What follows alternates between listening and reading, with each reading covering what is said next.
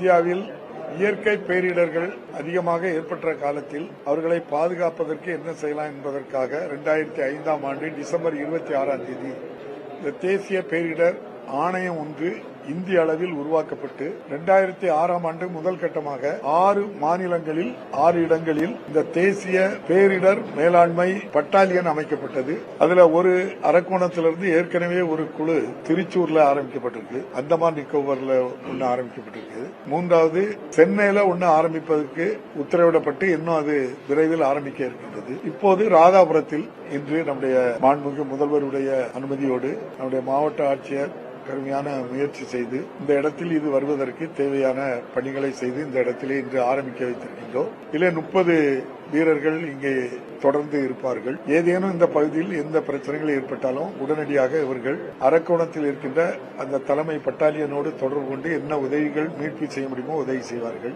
ஆகவே நிச்சயமாக இந்த பகுதி மக்கள் இந்த தேசிய பேரிடர் மீட்பு படையை இந்த பகுதி மக்கள் சார்பாக இங்க வந்திருக்கின்ற 30 படை வீரர்களையும் மனதார தமிழக அரசு சார்பாக பாராட்ட கடமைப்பட்டிருக்கின்றோம், வரவேற்கின்றோம்.